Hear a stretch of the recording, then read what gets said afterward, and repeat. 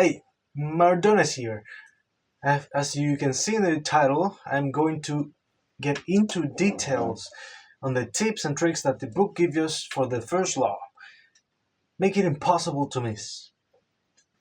The book start us with a few stories of people basically just predicting what's going to happen because they just have a lot of practice into some stuff. For example, a nurse that literally predicted that someone was going to have a heart attack because somehow the blood in his face was just distributed in a certain way that she unconsciously saw in people that had a heart attack, that previously has had a heart attack, right? Or they were having a heart attack. Some stuff like that, just automated stuff that your conscious brain just doesn't notice, but your unconscious brain does notice. And this is the exact same thing that happens with habits. For example, you don't notice your phone being in your pocket, but you still just pick it up and start watching reels. Or when you start feeling bored, you don't know that you're actually feeling bored, but you instantly just search for your phone because you just do not want to be bored. That is why it is so hard to get rid of bad habits, because it is automatic. Like, it's just unconscious. And that is the exact reason why you have to be aware of these habits. You have to excavate these habits that you don't know you're doing from your unconscious mind to your conscious mind. You gotta journal about it. And the exercise that the book gives us is a very interesting one, which I haven't done before, and I just did like half an hour ago, which is just putting everything basically right here. Oh, you can see it, but all of these things are just everything that I've done in one day. Well, daily habits, basically. Everything that you do in one day, from the moment you wake up to the moment you close your eyes and just go to sleep. And the point of this exercise is not to change your habits at all. It's just make yourself aware of those habits. The main thing is that you need to make those aware, because if you're not aware of what you're doing, then you can't change them. And I can explain that in a very simple manner. Let's say, for example, there's a random guy that doesn't know about self-improvement, but he's not aware that he has another route. He can do a lot of exercise, he can do a lot of introspecting, a lot of journaling. He's not aware of any of that. He can just do that and make himself rich, strong, powerful, fast, I don't know, everything. He can just be whatever the fuck he wants, not just what the world try to give him. If he's not aware that he has an opportunity, then there's no way that he's ever going to grab that opportunity. When you make a goal, you normally go, I want to read more, I want to study more, but there's a slight problem. And that little problem is that clarity. You don't have enough clarity in that. Like, when, where, what are you going to read? What are you going to study? If you don't have those details, then you won't even remember to do the habit. Because guess what? There is no cue. There is no time to tell you when to do it. There's no place that tells you to do it. There's no nothing that reminds you of doing it. The only cue possible would be when you feel like it. And you know that's not a great cue, bro. But I have a solution. A great cue you can use as a solution is time and place. And how you use this is you set a time and place. Writing down, like, kind of like this. I'm doing this habit for this amount of time, or till I get this result at this hour in this exact place. That's the framework. And an example is I'm reading one chapter of Atomic Habits at 8:30 a.m. on the chair on my bedroom. That's a great example. Preferably, it would be best a moment where you don't get interrupted much. That's the best. And the only problem that you could have with that strategy is that the time for you to do that habit could maybe just kind of pass without you noticing. So I have another strategy from the book. And that strategy needs you to take a piece of paper right now. I'll give you a few seconds, not too much, because it's kind of late right now, and I just don't feel like waiting too much. Okay, you done? Good. So, in this piece of paper, write your habits, but only the ones that you do every day without skipping ones. Like eating, like waking up, like, I don't know, putting your shoes on, something like that.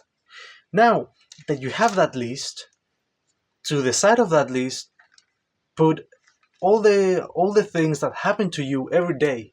Like, for example, the sun going down, the sun going up. Now do this. Choose one habit that you normally don't get interrupted much afterwards, and then choose the last action that you do on that habit, and set the habit that you want to have right after that. For example, on lunch, after I put my spoon down, I am going down and doing 20 push-ups. And you can chain this effect too. For example, after getting those 20 push-ups in, after getting up from those 20 push-ups, I open the book Atomic Habits and read one chapter. And you can keep going with that, like infinitely, for all your habits, for all your habit needs.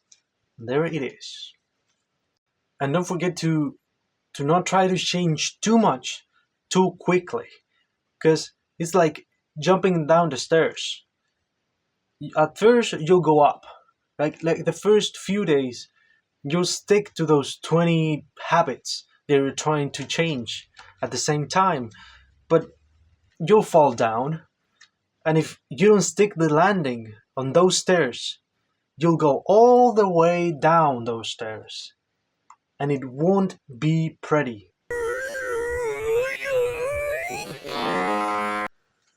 Remember when I said that your brain and the decision making and habit making, all that, it's unconscious?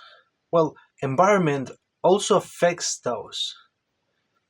Big companies use this fact a lot because they have the items with the heftiest prices at eye level, where it's easy to see and easy to pick up. But the same exact item with lower price, they just put it near your feet, so that the only way that you can find that is if you're searching for it. And most times people choose the easiest option. That's just what they do. It's normal people. But you're the exception. You are the exception. You choose boredom and learning. The easiest way to use this knowledge is to put something, for example, a book, if you want to read more, and put it somewhere where it's visible in a day-to-day life. You just have to be able to see it, like, oh, the book. All right, I have to read. Well, I want to read something. That's what you want to do. Now, if you can't change your environment too much, for example, you live with your parents, just like me, or with roommates, you can prepare yourself to face the bad habits. If you are prepared to face those bad habits that you know you're going to fall into, then it'll be slightly easier, even if just a little bit. Let me ask you something. What do you do? What do you feel like doing when setting foot on a gym? Working out. Very good. Now, what do you feel like doing when opening the fridge? Getting something to eat. Very well. Both of these are examples of me and you relating a context or a place with an action or habit. And the same happens with other things. That's why you don't sleep early, because you relate your bed with reels, with scrolling, with beating your meat. All these random things that you do in bed instead of actually relating it to sleeping. What you can do about this is arrange your room or space that you can use in a different way that you had it before, and assigning one task or one habit to one space or object. For example, I have one table where I play video games, study, script, and edit my videos. But I have one chair, which is this one, say, which is this one, which is quite big. I mean, you can't really see it. And I use only that for working, scripting, editing, and all of that. And I have a smaller chair, which I use only for playing video games and, entertaining stuff, like watching videos, random videos, which are not actual work. You have to do the same, but for your room. The last thing that the book talks about is that you have to hide the cues for those bad habits, because it is when a habit is ingrained into your brain, it is practically almost impossible to eliminate it out of it, to break it. And I'm literally talking about just trying to break one bad habit, not multiple at once. I'm not even going to talk about willpower or discipline. I'm going to talk about environment, because there are experiments and studies looking at people that have the most willpower or the most discipline, and what they found is that all these people, they're just good at managing their environment in such a way that they don't get the craving of eating their meat, they don't get the craving of scrolling, of watching YouTube videos, or any of those bad habits. They just don't get the craving in such a way that they just don't need the willpower. You and I gotta master this skill, because this skill is the skill of doing anything you want. I'm talking money, freedom, status, anything, and make it seem effortless. On a side note, temptation, I mean, what? Willpower is proven to act like a muscle. You can gain more by using it, but you gotta let it rest first. It's finite. So I'm gonna be training it by doing something that I don't want to do daily, or resisting a temptation every single day. You gotta hide the temptation though, because you'll want to eat it or fall into it. And now onto the summarize.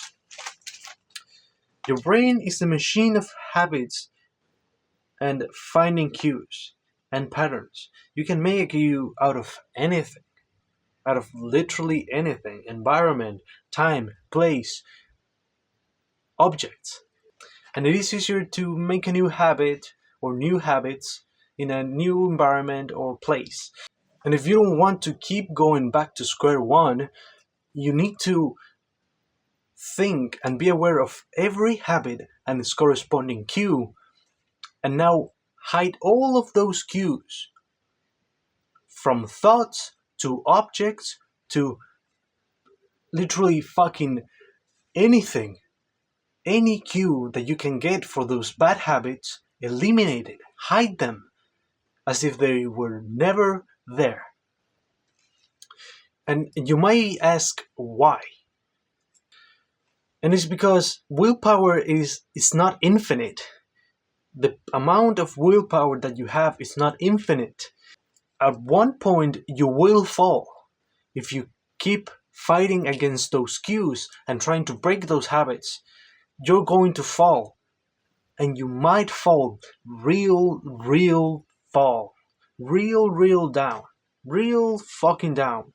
I don't know how to express that, but that. And by the way, I love you and subscribe, bro. Subscribe because this shit cost me a ton of brain power to put out. The script, this thing cost me a lot of brain power to do, bro. Well, it doesn't matter now. So, good to buy.